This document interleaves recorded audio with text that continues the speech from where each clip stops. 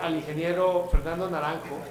El ingeniero Naranjo es prefecto de la provincia de Tungurahua, tiene una larga experiencia en el sector privado, habiendo sido gerente general de algunas empresas, con amplia experiencia en el sector textil, en el sector eléctrico, directivo de organizaciones empresariales en Ecuador, digamos, una personalidad que eventualmente, después de su vida profesional, me imagino que dijo, quiero dedicarme y hacerle bien a mi región, y me voy a dedicar a mi región, y es actualmente prefecto de la provincia de Tungurahua, y en donde existe un fondo muy exitoso que es el Fondo para el Manejo de Páramos y Lucha contra la Pobreza. Fernando, te pido por favor nos acompañes. También les voy a presentar a Rodrigo Crespo. Rodrigo Crespo es una de las personas que tiene quizá una historia, diríamos, más larga en los fondos de agua, porque él empezó del lado de la Fundación FEMSA, trabajando en fondos de agua, y actualmente es el secretario técnico del Fondo de Agua de Monterrey, que es uno de los fondos insignia en este portafolio de fondos. Rodrigo es economista del TEC de Monterrey y tiene todo ese bagaje de empresa privada, disciplina, análisis para llevarlo al Fondo de Agua de Monterrey. Rodrigo, por favor, ¿nos acompañas?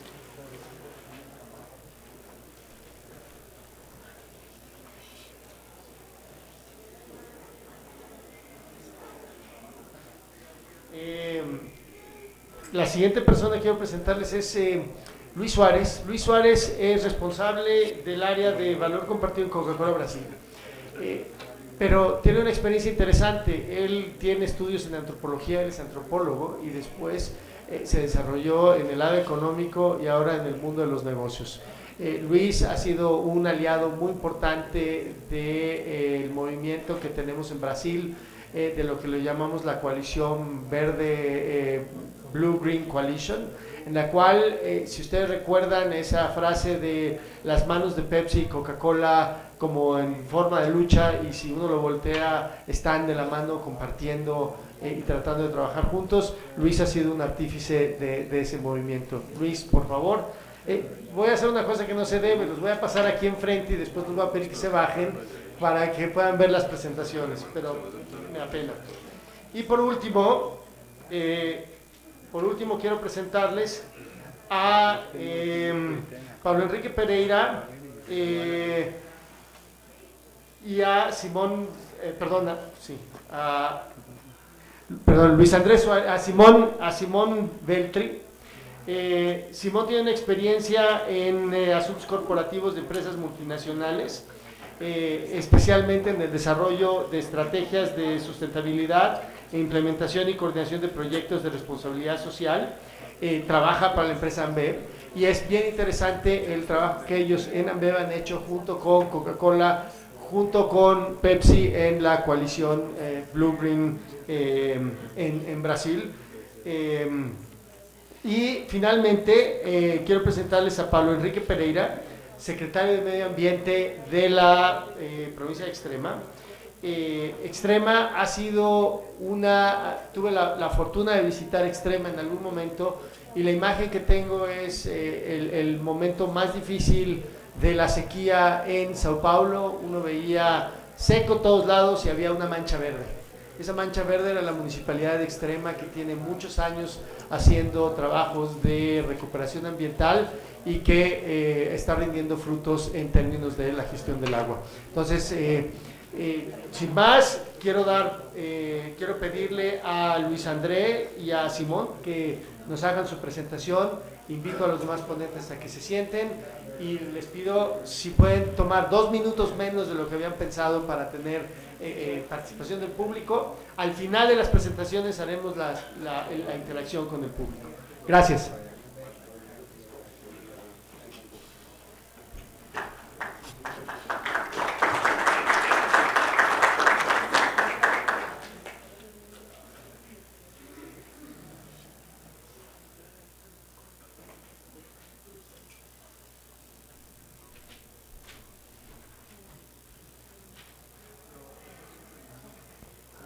Buenos días a todos. Combiné con mi amiga Simone que la edad precede la belleza. Entonces voy a hablar primero, después Simone va a hablar un poquito sobre nuestra experiencia en Brasil, pero a partir de agora vou falar em português, porque primeiro que me sinto mais à vontade falando em português, segundo porque não corro o risco de inventar novas palavras para o vocabulário da língua espanhola, né? Então vou preferir falar em português, um pouco da nossa experiência, falar um pouco menos assim até do que é a coalizão, falar um pouco menos do que é a plataforma de água da Coca-Cola. Eu acho que essas informações, assim, elas, além da gente já ter ouvido muito nesses 2 dias, né, elas são abundantes, assim, em diversos websites que a gente consegue acessar, seja da TNC, seja da Coalizão, da Coca, da Ambev, enfim. Essas informações, elas estão disponíveis. Então, a minha ideia é falar um pouco aqui mais realmente do espírito de cooperação, né?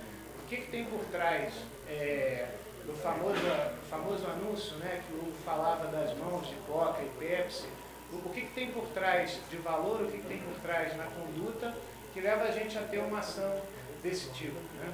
Então, vou apresentar rapidamente para vocês, só para vocês terem um overview, assim, do que a Coca-Cola está fazendo no mundo, tá? É um overview muito rápido mesmo, né? Uma das principais metas da agenda externa era ter a neutralidade de água até 2020, isso considerando os mais de 200 países onde a Coca-Cola mantém operação, e ao final do ano passado a gente conseguiu antecipar essa meta em 5 anos, né? Então a gente tem aproximadamente aí quase 500 projetos de reposição de água no mundo inteiro, tá? E além dos projetos que a gente considera que são projetos muito fortes também, não tem a ver necessariamente com o programa de reposição, são os projetos que a gente chama de WASH, né? Os projetos de acesso à água, higiene, saneamento, principalmente aí no continente africano, onde a gente tem dezenas de ações dentro da linha do RAIN. E aí, olhando um pouquinho mais para o Brasil, né, e a gente tentando entender um pouco o porquê dessa cooperação, o porquê dessa colaboração, a gente se viu, assim, alguns anos atrás, né, muito assustado com uma situação que talvez há 10, 15 anos atrás, a maior parte dos brasileiros talvez não tivesse atentado para um problema de escassez hídrica, né? Hoje está muito claro para a gente, assim, pelo menos na Coca, né, de tudo que a gente tem estudado, lido, pesquisado. Eu, assim, como antropólogo, me confesso mais um curioso, um estudioso, né, das coisas aí que o Samuel fala, que o Giba fala. Às vezes tenho dificuldade de entender a linguagem mais técnica, conservacionista, mas para nós está muito claro que a crise hídrica ela é talvez o momento mais agudo de uma nova economia da água, né? A gente tem que pensar de fato como é que a gente trata, principalmente na Coca, isso menos como insumo de produção e mais como um recurso ecossistêmico, entendendo como é que a gente aloca, né? Porque vão ter cenários aí pela frente onde a gente vai lidar com variáveis diferentes em relação a custo, disponibilidade, regulação. Então já existem alguns municípios brasileiros e algumas regiões legislação falando sobre diminuição de tomada de água. Então, é um mundo que a gente vai ter que se adequar. E para isso a gente vai ter que pensar talvez uma nova economia, uma nova alocação da água como recurso, né? Quando a gente vem para a dimensão de negócio, e aí é muito mais entender como é que a gente incorpora a água como um elemento de tomada de decisão para cada SKU, para cada produto, para cada marca que a gente produz, né? E ao mesmo tempo a gente entender qual é o nosso papel nisso, imaginando que dentro dessa visão comum, né, de que, ou talvez essa visão média, de que a agricultura usa 70% da água, a indústria usa 20%, 25%, isso me parece assim, um número bastante questionável. Intuitivamente, me parece que pode ter algum fundo de razão, mas me parece que em alguns momentos também isso é usado mais numa visão de caças bruxas, né, ou de procura de vilões, do que necessariamente um estudo técnico aprofundado, até porque em agricultura talvez isso dependa das condições de produção, isso dependa do custo de produção de uma determinada cultura, isso dependa da passagem sistêmica da água em culturas que são consorciadas, enfim. A nossa ideia é ter uma agenda externa na Coca que seja focada nos programas de reposição de bacia e agora também um pouco nas ações diretas com os produtores ou nos programas de WASH, né? E assim, no Brasil a gente tem feito esse dever de casa e a gente como empresa consegue se organizar para fazer bem, né? Isso não é um mérito, né? A gente tem nas ações de reposição, a gente em relação até a Coca Global, a gente antecipou em 2 anos a antecipação. Desde 2013 a gente tem projetos com diversas entidades, né, que totalizam hoje 103 mil hectares preservados. A gente gera mais ou menos 180 bilhões de litros de água nesses projetos. Metodologia aferida pela Mininotec, avalizada pela TNC.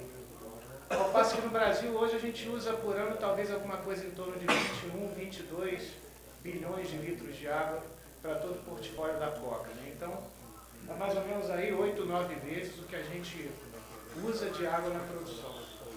A grande questão é que isso para nós, no primeiro momento, a meta de neutralidade era o grande gol, era a grande chegada, e a gente percebeu que não é assim, né? Porque neutralidade, embora seja a grande meta global, propagada pela The Coca-Cola Company, a gente acha que isso é nossa responsabilidade. A gente resolve um problema nosso, né? É uma visão talvez muito mais compensatória do que estruturante.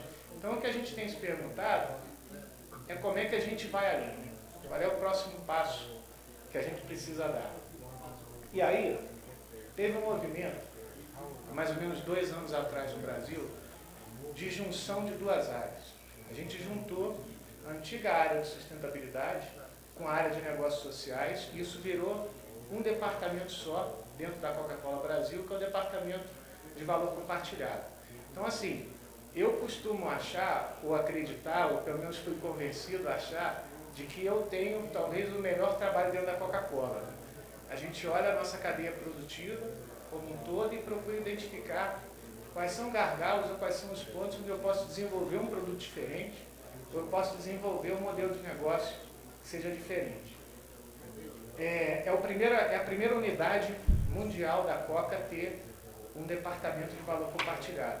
Embora a visão e a abordagem de valor compartilhado já esteja espalhadas por algumas unidades de negócio, o Brasil é pioneiro nisso também. Então, a gente está falando basicamente, né, de quebrar alguns mitos, né, com a ideia de valor compartilhado. O primeiro mito deles, né, é que a gente faz coisas para vender mais Coca-Cola. Isso não é uma unanimidade dentro da companhia. Eu sempre tendo a questionar o sujeito coletivo, né? A Coca-Cola acha isso, a Coca-Cola pensa isso, a Coca-Cola se posiciona desse jeito. O que existe dentro da Coca-Cola são pessoas, são departamentos, os departamentos nem sempre são harmônicos, as visões às vezes são diferentes, então existem conflitos também dentro de uma organização, e a gente tende a achar que é muito mais interessante olhar a história de organizações como Patagônia, Whole Foods, Ben & Jerry's, entender como é que eles moldam o negócio a partir de um propósito, do que necessariamente pensar que ao fazer isso de uma forma oportunista eu vou vender mais produtos, né? Então a gente está falando um pouco sobre fazer a coisa certa. O segundo mito que a gente procura quebrar um pouco é a ideia de que as iniciativas isoladas que a gente faz dentro de casa, por mais que a gente construa uma aura de que elas são consistentes, competentes, elas precisam ser balanceadas com a ideia de construir em conjunto, com a ideia de aprendizado, com a ideia de olhar um pouco para fora da fábrica. A gente brinca muito lá no Brasil, brinca no sentido figurado da palavra, né? Que às vezes eu tenho uma fábrica numa região de escassez hídrica e eu tenho dentro da fábrica um conjunto de engenheiros que dominam a tecnologia a ponto de fazer uma Coca-Cola com 1,22 litros de água, eles fazem 1 litro de Coca, eles saem 1 quilômetro da fábrica, comunidade está em escassez hídrica. O órgão de gestão pública ou de gestão comunitária da água precisa de ajuda e ele não empresta a expertise dele. Então a gente está falando um pouco sobre sair um pouco das fronteiras e ir para fora do nosso mundo e para fora das fábricas. E aí, Tem um terceiro mito, que é a ideia de que a gente precisa aprender. E precisa aprender com diversidade. A gente precisa entender que os nossos métodos, às vezes, não são os melhores, eles podem ser complementares, ou eles podem ser antiquados. Eles podem estar arcaicos, eles podem ter, talvez, o nosso ponto de vista, mas que a gente precisa construir isso fora também.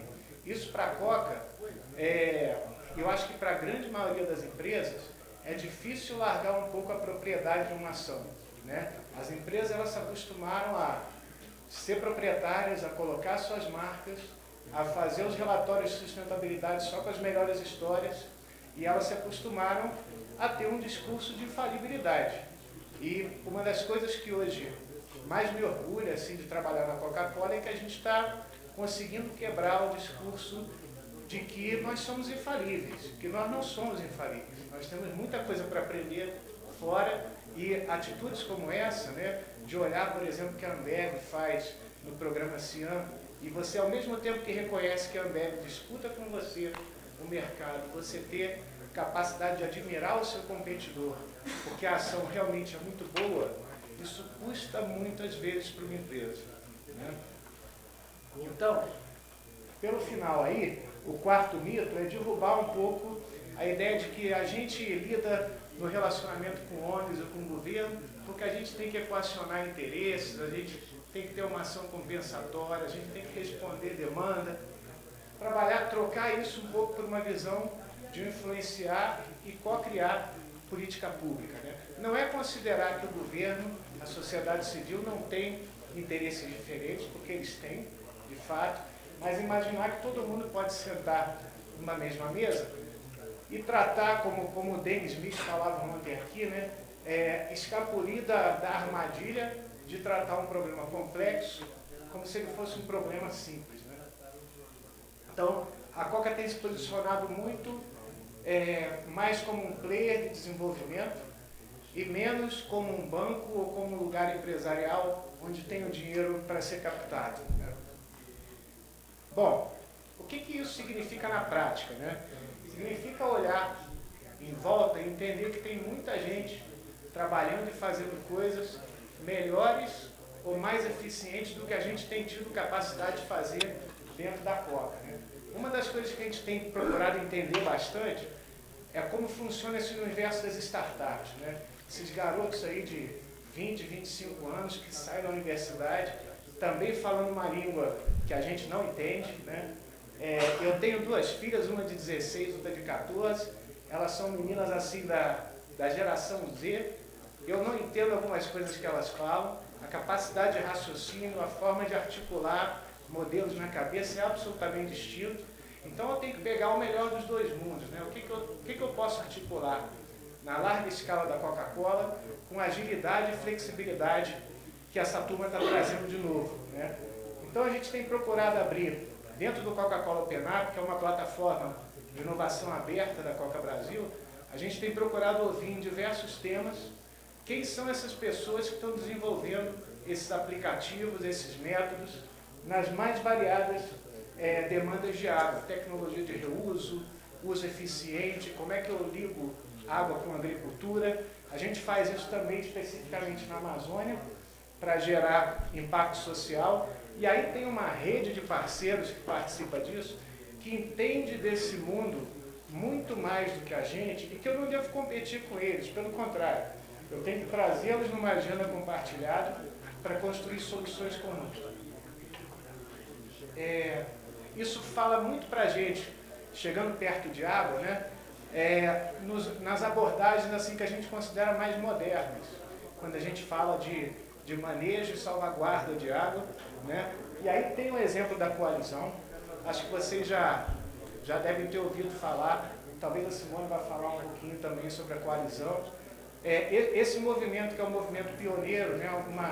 Uma iniciativa assim, que tem uma organização de backbone séria, consistente por trás, como é a TMC, que consegue arregimentar os parceiros em nome de um conceito, né? De segurança hídrica. Pô, isso é bom para a minha atividade produtiva, isso é bom para quem precisa de água para uso doméstico, isso é bom para todo mundo, né? falar um pouco sobre segurança hídrica a partir de dotação de infraestrutura verde, né? O Samuel falava isso hoje aqui de manhã, como é que a gente faz esse balanceamento mais acertado, né, entre o que é infraestrutura verde e infraestrutura cinza, que nos últimos anos parece ter sido mais menina dos olhos do que a verde. A experiência da Agência Nacional de Águas, né, Devanir apresentou ontem aqui também a experiência do Programa Produtor de Água, que é uma iniciativa assim, pioneira. A gente tem o orgulho de ter no país uma entidade que puxa uma agenda como essa no lado público. E, ao mesmo tempo, a gente tem, eu não trouxe a famosa propaganda das mãos, né, porque não dá para virar o PowerPoint de cabeça para baixo, mas eu trouxe essa outra propaganda, que também traz Ambev, Coca, Pepsi, Fenza, mostrando que nós não estamos falando exatamente de um nicho competitivo, quando a gente fala de água, e sim de um nicho de cooperação. E aí, para o que é Menina dos Olhos, para nós, dentro dos projetos que a gente tem dentro da coalizão da BNC, tem um olhar muito grande assim de entender a bacia hidrográfica como unidade de projeto integrado, né? Então não é só gerar água para quem está ali, ou gerar água só para a agricultura, ou fazer um programa de proteção de SPA para uma fábrica, é olhar isso tudo ao mesmo tempo. Olhar se tem parceiros fortes, nos ajudando a construir isso, olhar se tem programas que a gente pode ter sinergia. Isso é muito importante porque a gente, imagino que isso talvez seja comum em diversos países latino-americanos, mas no Brasil não é raro, pelo contrário, a gente ter nos governos, né, a ideia de descontinuidade. De 4 em 4 anos a gente tem eleições e numa possível troca de poder se desfaz o castelo da gestão anterior para se erguer um outro que talvez seja exatamente igual ou muito parecido, mas só para fazer as marcas se diferenciarem, né, vamos dizer assim, só para imprimir toques diferentes de gestão político-partidária. E a gente está olhando um pouco agora para o que a gente tem de sinergia com esses atores. O maior risco que a gente corre quando a gente faz um programa do Golden Triangle, né, que é governo, empresa, sociedade, o maior risco que a gente corre é construir ações em duplicidade ou em paralelismo, né? A gente tem que construir ações de maneira sinérgica, numa linha só, junção de esforços. O que a gente tem procurado ver é que quando eu escolho uma subbacia, por exemplo, dentro da área acordada com a TMC e com os parceiros, eu vou correr atrás também do meu supply. Eu preciso ter eficiência no supply chain de fruta, por exemplo. No Espírito Santo a gente está optando por fazer isso com esses parceiros na cultura de maracujá. Maracujá a gente tem mais ou menos 1.800 produtores, né? Propriedade média 2 hectares, são culturas diversificadas.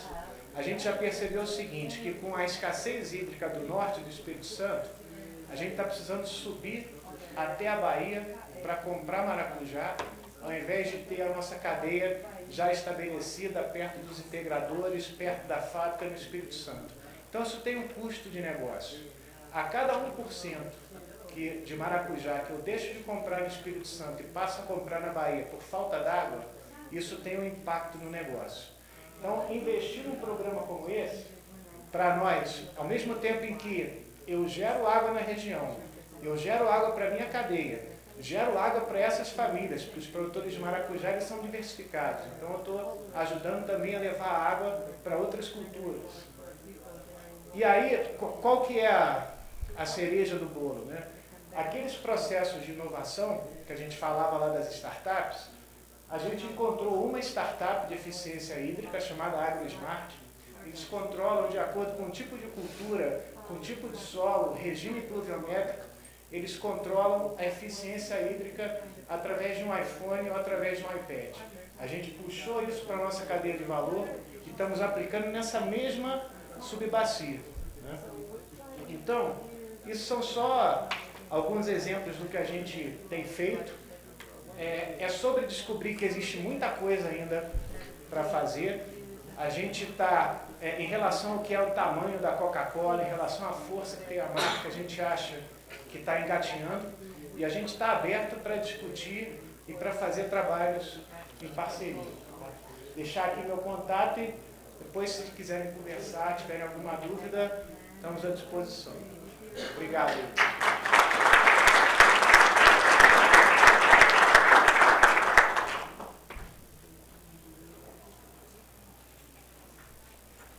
Gracias, Simón, por favor.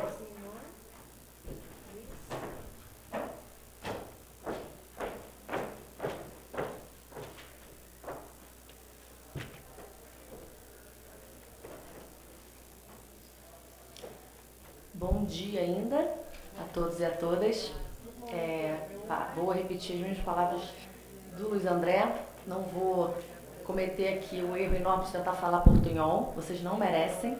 Então, vocês me perdoem, né, por eu não conseguir falar o espanhol. A minha apresentação está em inglês, para talvez facilitar um pouco a compreensão, mas eu vou falar em português. Eu espero que nossos amigos tradutores consigam fazer um bom trabalho, como eles vêm fazendo esses dias todos. Antes de qualquer coisa, eu queria agradecer imensamente o convite, nossos colegas da TNC, todos os parceiros desse evento. É uma honra enorme estar aqui com vocês para compartilhar um pouco do nosso trabalho, mas mais do que isso, aprendendo, né? Porque eu acho que para mim tem sido um grande aprendizado trabalhar com esses parceiros e especialmente também nesse evento, então eu espero poder contribuir um pouquinho também com um pouco do olhar da iniciativa privada para toda essa discussão. Eu trabalho na Ambev. A Ambev, não sei se todos conhecem, né, é uma empresa do grupo ABI, né, o maior grupo cervejeiro do mundo, presente em mais de 26 países. Né, a Ambev é a empresa no Brasil. E eu vou focar, então, especificamente de algumas iniciativas que a gente tem com relação à água, a conservação da água no Brasil e como que a gente vem trabalhando de forma a unir atores, né, o Bring People Together. Isso tem a ver com o nosso sonho, com a forma como a gente faz negócio e a forma com a qual a gente vê a sustentabilidade do nosso negócio no longo prazo.